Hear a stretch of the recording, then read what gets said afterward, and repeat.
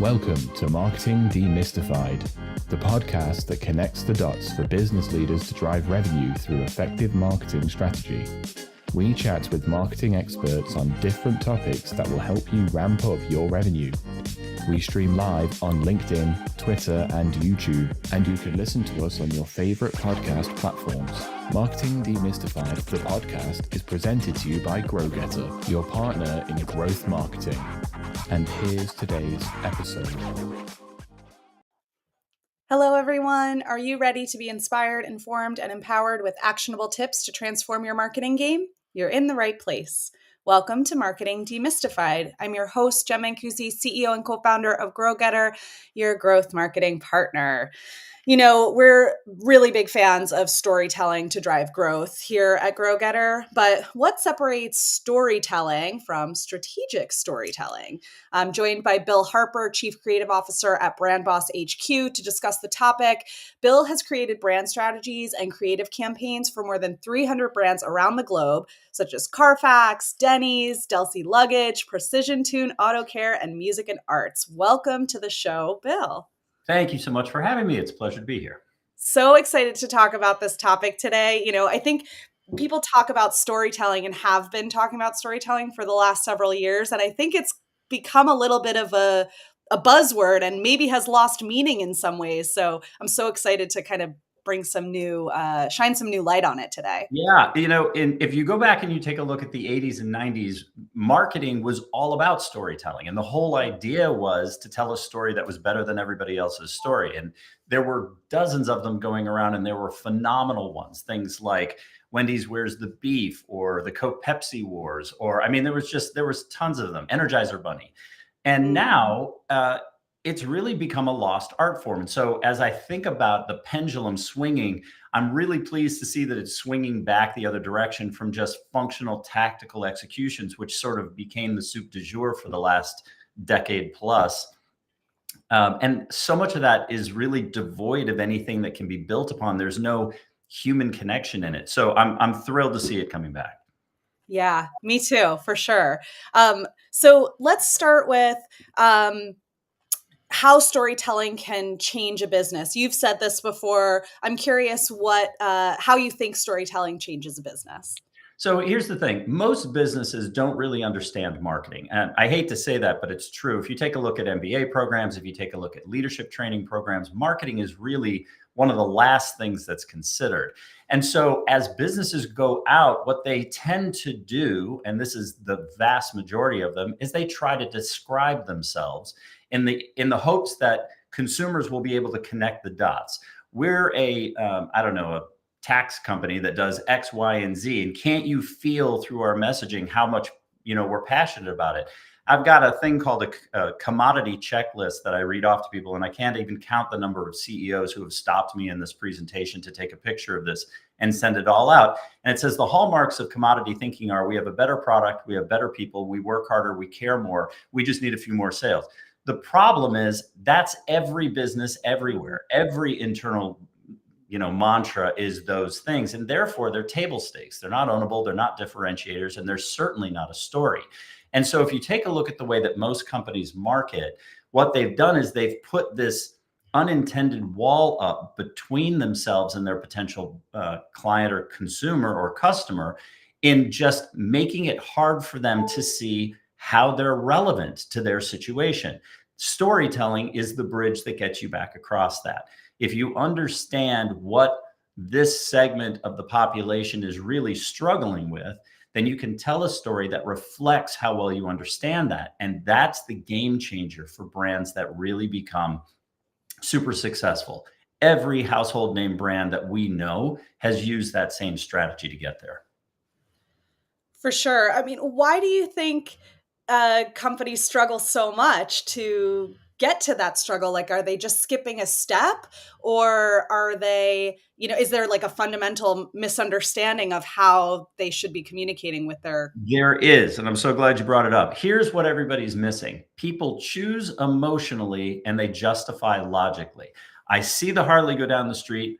I want the Harley. And then I tell myself a story about why having the Harley would be a good idea. Oh, well, if I did it, I would enjoy my weekend so much more. And I could take my girlfriend on it. And we would have such a great time. And hey, it's not really an expense. It's more like an investment because they really hold their value, right? Like we do a lot of justification after we're emotionally engaged. The problem is companies try to jump over that emotion part because it feels fuzzy to them. They're like, well, I'm not quite sure what emotional story to tell, and I don't really know how to describe it. So instead, what I'm going to do is I'm just going to go right to the fact that, here are all the ways that we do it. Let me show you all my bullet points. And by skipping that step, they miss the part where people actually care. It would be like walking into a bar and walking up to somebody that you thought was attractive and asking them to marry you right on the bat. Like, I don't know if I want to marry you yet. I don't know anything about you. And so they're skipping that step regularly. And in doing that, they're missing the opportunity to make the connection that makes them interested in learning all that stuff that they want to talk about.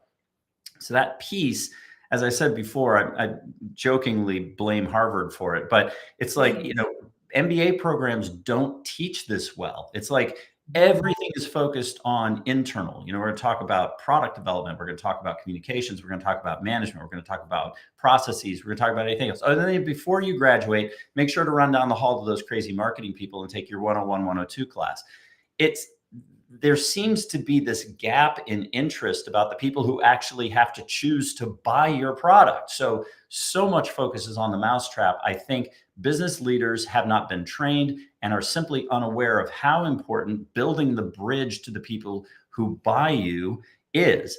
Beyond that, there's a second key important thing, which is your product and service are irrelevant. And this is the hardest thing that we teach our clients all the time. Nobody buys software because they want new software. They buy software because their boss is on their back because they can't get their TPS reports done on time. If the software promises to deliver the TPS report in half the time, then they'll buy the software because it will get their boss off their back. You have to understand that all of us are simply a tool to be able to help them move forward. So describing the tool is actually irrelevant. Understanding the motivation, that's where you make your connection. I love the TPS report reference. I hope everybody picked up on that. But it's so true. Oh, what a great film, honestly. But this concept that your product or service is irrelevant is so important, I think. And it reminds me of one of my favorite Seth Godin quotes that people go into a hardware store. They don't want a 1/4-inch drill bit. They want a 1/4-inch hole. And you have to understand what they need that hole for in order to sell them the tool to create that. And it's so true with whether it's a B2C product or a B2B product or anything in marketing, like understanding why they need what you offer is more important than describing what it is that you're going Brands to. only exist to do two things. Like if I could share this one thing, take nothing else away from this, shrink it down to this. Brands are only relevant if you can make something possible or make something go away, period. Mm-hmm. That's why being able to focus on your one thing is so important. Volvo just focuses on the idea of safety. And as such, if I'm in the market to buy a car and I'm like, oh my goodness, the most important thing to me ever is that the car is safe, I'm going to be over at Volvo because they've held up a beacon that says, this is the thing that we're all about. Prius is for people who want to save the world one gas tank at a time. Porsche are for people who want to enjoy the drive. These seemingly overly simplified constructs are what allow people to identify and opt into the brand. Mm-hmm. Business leaders have a tendency to fear, well, I need to be all things to all people or to a wider audience set. Anybody with a wallet is a potential client. That's the worst possible place that you could be. Instead, find something that your team is really passionate about and go out and do it. Now, does this mean that Porsche isn't safe? Or Mercedes isn't safe, or Prius isn't safe? No, of course not.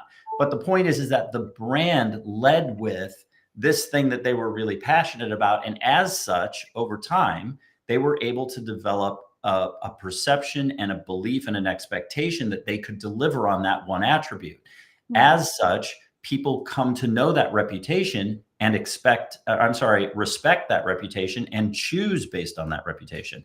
So I just don't think businesses understand how this construct works. It's not that it's that complicated. It's just that it's missing from their consideration set. For sure. Yeah. In theory, all of those cars have brakes and steering wheels and Yeah, headlights, and we're not selling on any of those things. And it right, is more of exactly. the experience and the sort of, Well, yeah, and it'd be like if Jeep came out tomorrow and said, "Our brakes brake better." yeah. Okay, well, were they questionable to begin with? Is the thing that nobody thinks about. So, this I refer to it as innovation addiction, like this need to like constantly be new and constantly be different. Look at Disney. We've been pulling the same Excalibur sword out of that rock in front of the merry-go-round for like 5 generations, right? Like that's the whole point of it. The whole point is to share the experience with the rest of your family. Highest, fastest roller coasters, those things are fleeting. So what? Who cares? It's the long game that matters. The short game is an incredible distraction, and in my opinion, is truly detrimental to businesses. I cannot tell you how many companies I have stood in front of who are like tapped out financially, stressed out, overextended because they've been digitally dependent, doing like, I've got to, like, I have to have something happen in the next 48 hours, whatever. And they completely bleed themselves dry trying to chase something that is fleeting and it is not going to work. This A/B testing and the rest of it's like, no, no, no. Pick a destination, create a plan to get there, and then have the grit and determination to build your reputation. That's how great companies are built. That's how great revenue streams are built. It's not flash in the pan. You can't do it that way. Yeah, for sure, for sure. So I think some of these things you've already sort of mentioned, but I want to like consolidate maybe into one. Like, what are the components that make good business storytelling? Two things. Number one, insight. You have to understand what story to tell. And the only way that you can do that is to talk to people. Now, they can't give you an answer for what they want. I always use the famous Henry Ford line for this, which is, if I'd asked people what they wanted, they would have said faster horses. It was when you ask around it, what else do you like or dislike? What's troublesome about using a horse? Oh, well, if it's hot, I can't go as far as when it's cool. Oh, okay. When my horse goes lame, I'm stuck wherever I am, or I've got to get a different horse. I can only take so much. I can't ride in inclement weather very easily because I get rained on or snowed on or whatever. Well, if you look through those, that's where you see the opportunity of car, right? But if you just react to the surface stuff, people can't answer questions like, well, what would make my product better? They have no vocabulary for that. They have no experience to be able to give you that. Those kind of data findings are really useless. What you're looking for instead is, what do you like? What do you dislike? What worries you? What excites you? As they share those things, what you learn is what they value. And ultimately, as you talk to a group of people, one particular psychographic thing for your brand will present itself. I really appreciate X. I really hate Y. And you guys are able to pivot around that Y. And so I'm able to, like, I see value in you. When you do that, you understand what's important to them, focusing on that, and then building good, solid sales and marketing messaging around it that's interesting, not just look alike like everybody else in the category, is where you get your traction. So those two pieces really have to be in place. You have to understand what it is that they value so you can focus on it. And then you have to develop something that's actually interesting. Howard Gossage, famous quote about, people read what's interesting to them. Sometimes it's an ad. The whole idea here is to not be boring. And most companies, while they don't intentionally do it, insist on being boring because they are overly verbose. They look just like their competitors. They refuse to take a stand on anything for fear that they will somehow alienate somebody. Like, they're literally standing in the way of the very thing they want to achieve. For sure. A lot of times that like boring content is just, it's so complex to even wrap your head around. Like, people don't even Yeah. spend their time. And in this age of, we were talking about TikTok earlier, you're just scrolling. And if I don't get it right away, I'm not stopping to figure it out if it hasn't grabbed me in a way that it's like, hey, I'm going to solve a problem for you. But really interesting your, comments about insights. And I was thinking about, there's one of my favorite books, The Mom Test, which is Rob Fitzpatrick, who talks about how to ask questions about your product or your brand. And, your mom is always going to tell you, yeah, that's a great idea. I totally buy it, right? You can't ask people what they would hypothetically do or what they would hypothetically want, because like you said, they don't have the vocabulary for that. And they're just going to tell you what they think you want to hear. But if you Exactly. ask people about what they've done, tell me about the last time you rode your horse, right? Yeah. Then you can start to get the facts. And it's harder. People don't lie on purpose, but they don't know how to hypothesize what they might do. But focusing on what they actually have done will get you to that value and their struggle. And that's really what you can solve for. That same construct exists in sales as well. I can't tell you how many people that I've seen in sales who walk up and they say, okay, what's your problem? And the person starts talking and they immediately pounce on them. And they're like, oh, that's why we're so great. Let me tell you all the bullet points about how our company, our product, our service is so fantastic for just this situation. Instead, you're missing the whole emotional engagement part, which is to say, oh, that's interesting. You're having this problem. Has this problem presented itself yet? Because if it hasn't, it probably will. Or has this thing led to this thing? You're showing how well you understand the circumstance and the situation. That's what brings their guard down, is being able to say, oh, you're not just selling at me. You actually understand my situation. Marketing and sales really has only one responsibility, and it's not to sell stuff. I know. Everybody thinks it is. Well, I'm a salesperson. I'm supposed to sell stuff. No, you're not actually. Sales is the byproduct of having created a good connection with people. What you're looking for is what we refer to as the emphatic hell yes. The whole idea is you've got to see something and go, yeah, yes, those guys get it. They understand. They understand me. They understand my situation. Where have you been all my life? That's the emphatic hell yes. If you can get somebody to an emphatic hell yes, you win. Period. End of story. Game, set, match, conversion. That's a client just waiting. They will find a path to you because what you've shown them is that you get them. You get their circumstance. You understand what they're going through, and you have the knowledge and expertise to be able to get them through it. It's the exact same construct in marketing as it is in sales. There is no difference whatsoever. And that brings me back to a point that you made earlier, which I thought was really good and bears mentioning as a note, which is, forget the labels. There is no B2B, B2C, direct to consumer. Like, forget all that nonsense. People are people. They respond the same way. A person does not stop being a consumer just because they happen to go to work and are making a decision in business environment. They are motivated by the same things. They are a consumer in every other aspect of their life. The level of messaging is important. The way you convey it is important. It's just a different environment in which you're making the same decision process. So it's more important to understand the individual than it is to understand the industry or the category by a country mile.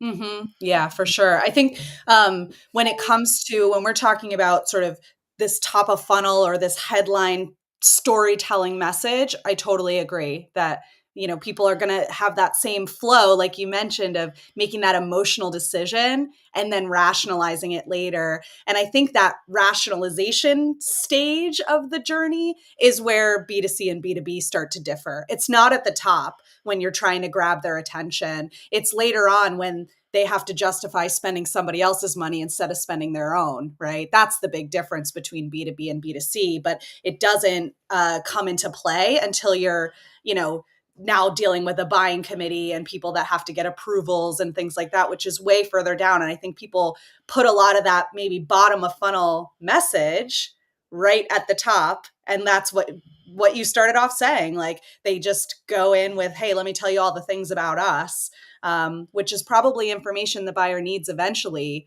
but not, they just don't need it yet. Yeah, they just don't don't need it yet. And the funnel is another big thing that we talk a lot about. And I've come up with kind of a simple way to think about that. If I asked you, which would you purchase, a Honda or a Vroom-Doo, you're going to tell me a Honda. And when I ask you why, you're going to say, because I've never heard of a Vroom-Doo. And yet people insist on focusing all of their efforts on the bottom of the funnel. They'll spend money on keywords.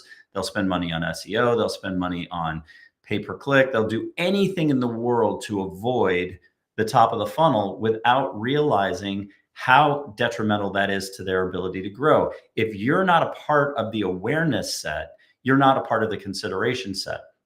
And even when you are part of the awareness set, without that point of differentiation, it's really hard. We had a client at one point in time that was a Lego competitor. And every single time that we would ask consumers about this product, they would go, "Oh, you mean like Lego?" And that's exactly how consumers are. If you're marketing a product that's less well known and doesn't have a clear differentiation, consumers are going to make the bridge to the brand that they know.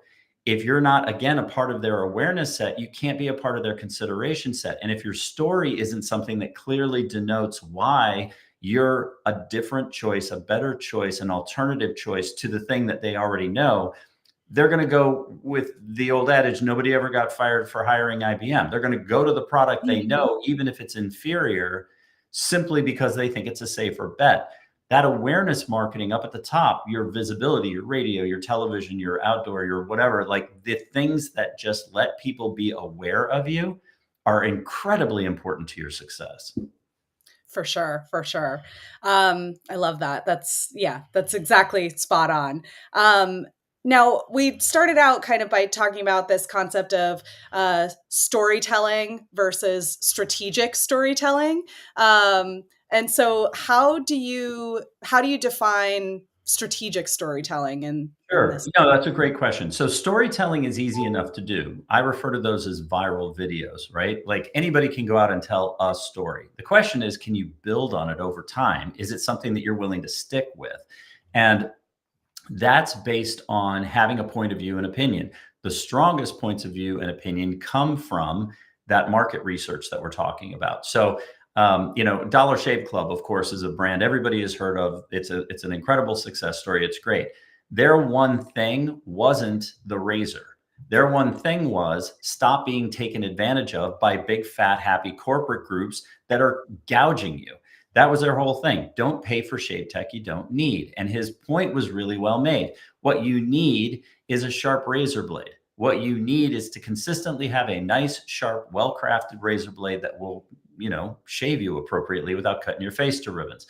You don't need 6 blades and an aloe strip and a vibrating head and a Federer commercial telling you how smart you are for getting it. That's not what you actually need. Now, there are some people who are absolutely involved in all of that tech and they feel comfortable and they want to buy a more expensive product and they want something that feels heavier in their hand and whatever. Those weren't the audience. But for that 1/3, 1/4 of the population, keep in mind, we're talking about 370 million people now, of the set of that who were interested was more than enough to generate the $100 million, worthy of the sale. There was tremendous power in going out and saying, for a group of people who feels that a $17 razor is ridiculous, here's a way to do it without that. And those people flocked over to the concept because it made sense to them. It reflected their value system.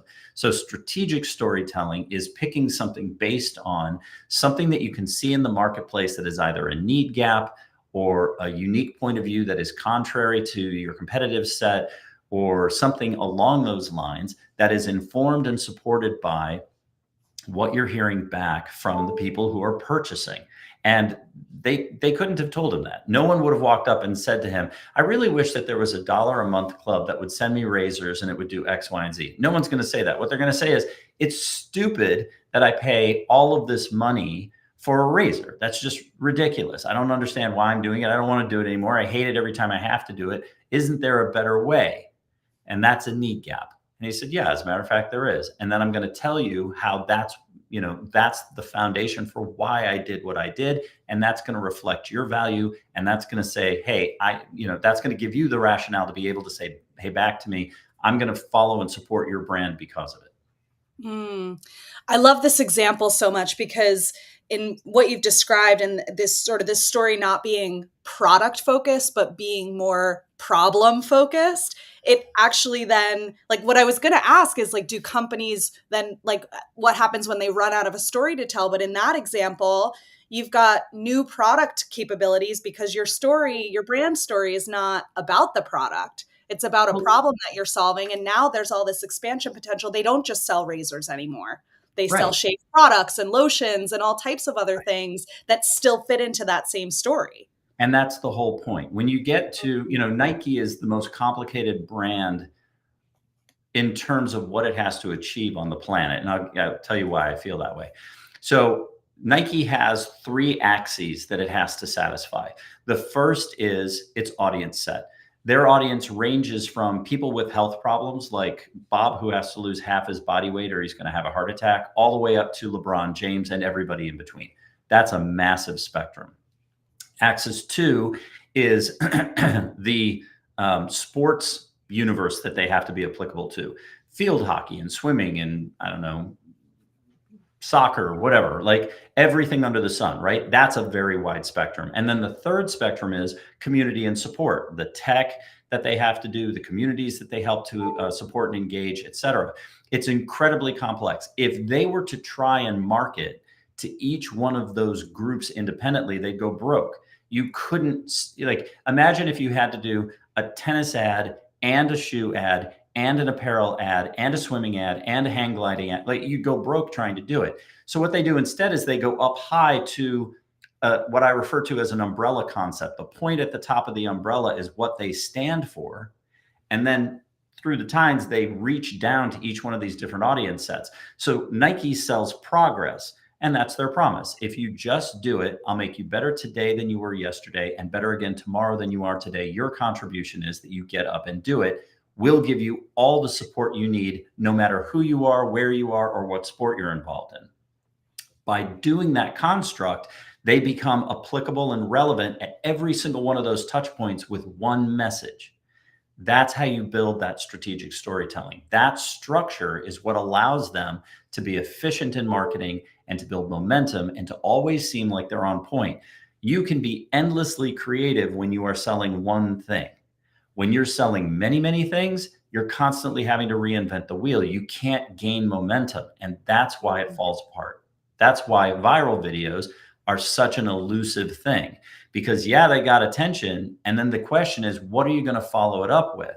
Well, if your viral video was a pooping unicorn, there's not a lot to build on there in terms of like, okay, we've seen that now. Now, what are you going to build on? Conversely, Apple's, 1984 Don't Become a Part of the Machine that then transitioned into Think Different in the 90s about we want to honor people like Amelia Earhart and Gandhi for their individual contribution that changed the world, to the 2000s, I'm a Mac, I'm a PC, where we showcase visually, don't be stuffy, stodgy like this, be young and hip and in touch with your contribution, is the exact same strategy over a 40-year window. And that's how brands crush it. That's how they don't just win, they dominate, is by building a plan, sticking with it, and then being endlessly creative on top of how can we continue to reinforce what we stand for over and over again. It's so interesting to me that like you see these examples like Apple, like you described, like Nike, that like you described, like that umbrella message is so simple and so non-specific and works, right? These are like the most successful companies in the world, yet other companies really struggle to simplify their message to that degree. I hear this all the time, like, as you were describing, like the different profiles that Nike is selling to, there's this feeling like, well, we sell, it's something different. It's a different value to this group than it is to that group. And there's so much resistance to finding that common thread because it doesn't feel specific enough. But yet we have those examples of the companies who do it and are the most successful. Yeah, it's fear. It's fear 100%. And so what happens is they don't believe it will work. What clients tell themselves, what business leaders tell themselves is they got lucky. That's what they tell themselves. They don't believe it, so they shun it. And they say, well, that wouldn't work for us. And I can't tell you how many times I've had clients say that. They'll come in and they'll say, we want to be the Apple of our industry. And I'm like, no, you don't, because you're not willing to do it. That's the thing. Most companies are not willing to be great because they aren't brave enough to become great. The companies that are really willing to become great do. And not all of them. Some of them take tremendous risks and fall flat on their face. But the brands that succeed, this is a part of their DNA. It is woven into their DNA. Look no further than Liquid Death. The least innovative thing on the planet, water in a can. Thousands of competitors, just a wide field of competitors. It's all brand. The entire thing is brand story. If you want to watch how to blow your company up, go watch Liquid Death and realize that they didn't create the world's greatest flavor. They didn't create water. They didn't create water in a container. They went out and they said, these are things that we know to be true. People like to be entertained. People hate plastic. People want something that, they could go to a party and hold in their hand without feeling like, they were off base. Like, they made it look like a beer. They went against plastic, and they said, to hell with everything else. We're just going to entertain the world because we don't have to educate them about water. We just have to be there.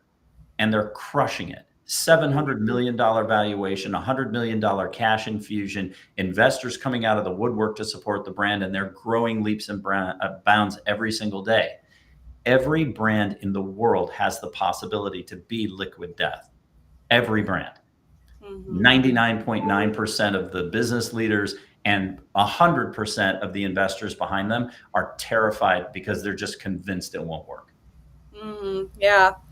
And yet I've got a whole fridge door full of Liquid Death upstairs. Right. Yeah, exactly. And it's just Liquid Death. It's not, I'm a fan of the brand, but I'm just saying, it ain't all it's not solving nuclear fusion, right? It's Liquid Death. And so I think people are just so afraid and so reticent to try because they don't live that way anywhere else in their life, right? So how in the world would I do it in business if it's not the way that I do it elsewhere? The people that I find are most open to this are entrepreneurs, because they've already broken the barrier of, I can push the world and it moves. Like the notion of taming the page for them is not an unusual idea. They're like, well, this didn't exist, and then I created it and it did exist. And if I can do that,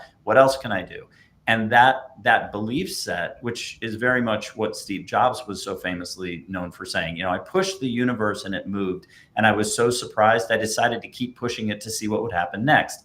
That mentality is a requirement for building these kinds of brands, because you've got to be willing to say, I want to see what's going to happen next. And if you don't have that in your DNA, if you're risk averse to that, then doing what is safe feels like the right choice, even though it guarantees you a mediocre result. Yeah. Do you think it's easier for companies that are much earlier stage, like a Liquid Death, that are sort of emerging and just can launch into the market with this kind of taking a stand against the status quo, or Dollar Shave Club, another great example, or what about companies that are much more established, maybe haven't been doing this all along and want to take that leap? It's a lot harder to make that shift later? No. I don't believe so at all. I think you're constrained by money in the beginning, and you're constrained by momentum in the end. Geico proved to everybody that the most boring possible, hated category can suddenly become fun and entertaining. Not to mention the fact that every one of their competitors followed suit the second that they did it. For 100 years, we were plagued with, you're in good hands with Allstate. And, State Farm protects that which is important to you. What rubbish. Who wants to watch that garbage? Nobody ever went to a theater to watch that crap. The whole idea was they came out with a well-heeled lizard and, some cavemen, and shook the industry up so much that now you've got mayhem, and you've got flow, and you've got Farmers knows a few things because we've seen a few things. Even State Farm, who is failing miserably at being interesting, is still trying. Everybody in the category was like, I want that.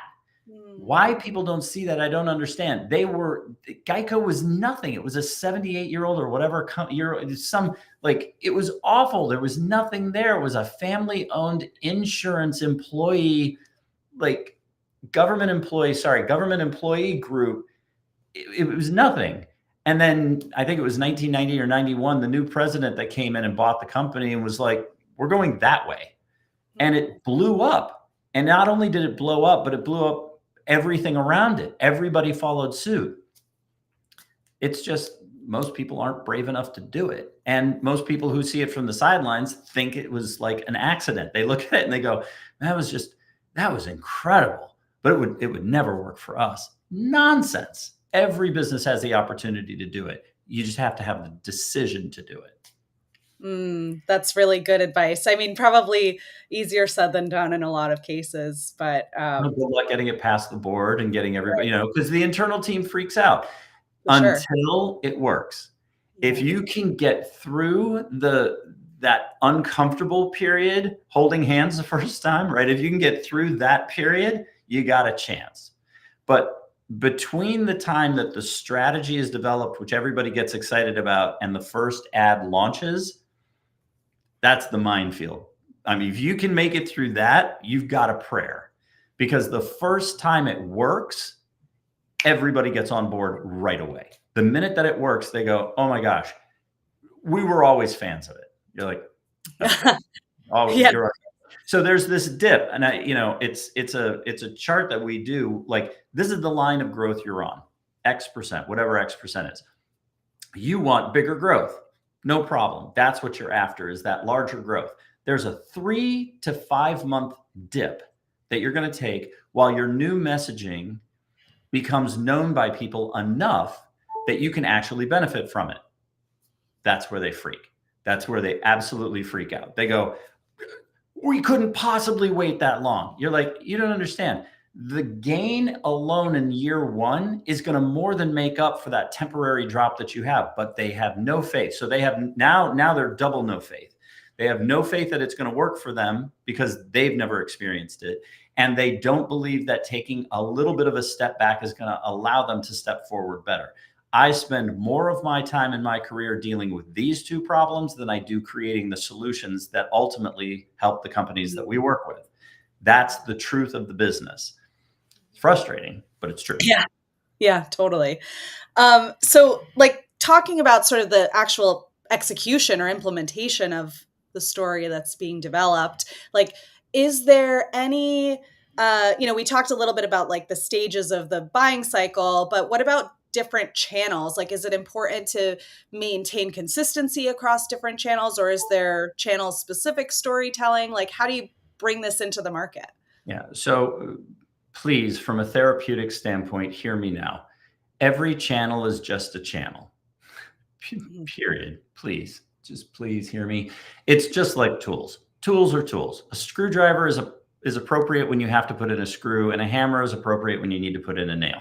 A channel is a channel is a channel. Social does not walk on water. Neither does print. Neither does direct mail. Neither does television. They all have their advantages and their disadvantages, and they have their abilities and their inabilities. The bottom line is your message needs to be consistent, and you need to create enough of a web of visibility that your awareness drives them through the funnel down into an action set. So yes, consistency is important. Being appropriate on each channel is appropriate. But this idea that everybody has to be on every social media platform and that they have to do every kind of digital ad and that they have to do every kind, it's like, number one, no business can sustain that. I don't care what Gary Vaynerchuk says. No business can sustain that financially or any other direction. It's just not possible. That kind of volume would kill people to try to sustain. You just can't do it. So don't try, because it's not necessary to achieve success. Instead, build a plan and be patient and tenacious enough to let the plan do its job. If you do that, you will achieve real success because you will have built a real foundation. Yeah, that's really good advice for sure. I also just lost half the audience. No, your audience is like, half your audience is like, he's out of touch. No, he's not.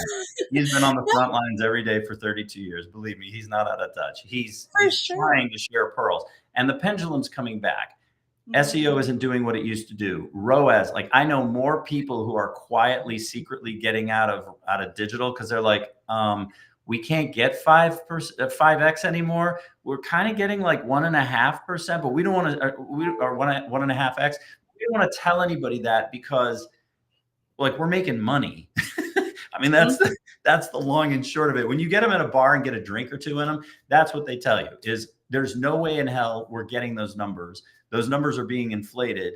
Nobody knows it. And we're terrified because all of our revenue is going to go away.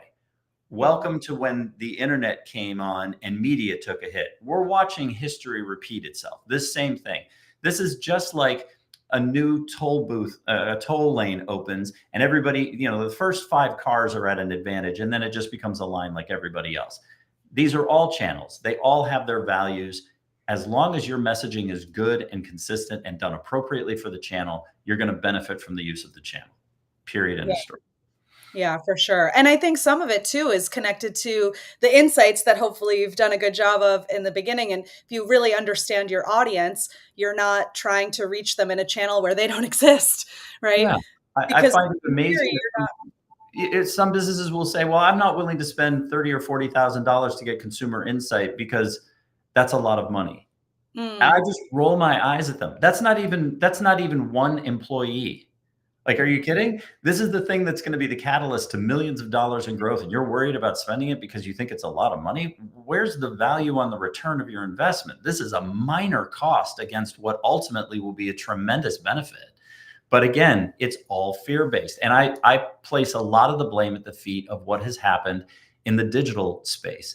This notion that all you have to do has become pervasive. We're just going to A/B test it. Well, that's like making a leather knife. Like, you're not going to cut anything well with A/B testing because you didn't start with the right substrate in the first place. You're just going to throw crap at the wall. And as long as it does something, you're going to tell yourself, well, that's the answer. I can't think of a dumber way to waste money than A/B testing stuff that was not developed against insights to your consuming audience. But I see it happen every single day of the week. And companies are bleeding themselves dry doing it. They just don't realize what they're doing. Yeah. Well, and I think too, it's not just trying to save the cash for that research, but it's the time, not realizing that you're going to fast forward 6, 9, 12 months and have lost all that time because you're A/B testing something that wasn't properly developed. Never going to work in the first place. Absolutely. That's right. And so here's my last question for you. You talked about the dip. How do you know that something is working? Are you asking this as a ROAS question? Are you asking it as an ROI question? Or are you asking it in general? In general, I mean, you've kind of done all the work to properly develop this story for your brand, and you're committed to it. We're brave. We're pushing forward. We're trying to move the universe. How do you know that it's working? Because everything lifts. Now, everything might not lift instantly, but everything lifts. At the end of the year, you're going to see 25, 30% growth over what your expectation was minimum in that first year. And the reason is you're going to watch lift everywhere. You're going to watch all the boats rise. Website traffic is going to lift. Conversion is going to lift. Bounce rate is going to drop. Like, you're going to see lift everywhere. And in watching that lift happen in aggregate, you're going to gain tremendous traction because the pieces that you've put in place are all working together instead of trying to work independently. That, in combination with the fact that you're now leading to a single message, allows people to remember you easier. It lets them remember you at all easier. It lets them repeat your story back to themselves and start putting you into the consideration set. Like, within the first 6 months, you see where the momentum is going. And after that, it's what can we do to continue to optimize that lift? Where can we get it? When we did Delsay, we got an 86% year-over-year sales increase that were double-digit millions in the first year alone, just by running one in-flight publication and I think it was 6 or 8 airport Duratrans at baggage claim. Like, it was small. It was really small, but the story was so good. People were like tearing it out of the magazine and taking it home with them. Like, that's what you need, that emphatic engagement, that, wow, those people get it. I see myself in that. That's funny. That's interesting. Every single one of those check boxes of engagement you do winds up winds up benefiting the overall growth of the company. Yeah. And that little lift across all different metrics, it's exponential by the time it all kind of works together. Exactly. Amazing. Thank you so much. This was such a great conversation. It's one of my favorite topics, and I love hearing your perspective and your experience on it. So thank you so much for joining today. Thank you for the opportunity to talk about it. This is one of my favorite subjects too. I've dedicated my whole career to it. So anytime that I get to talk about it, I love it. Thank you. Amazing. Well, thanks everyone for listening in. We'll be back with another episode soon. See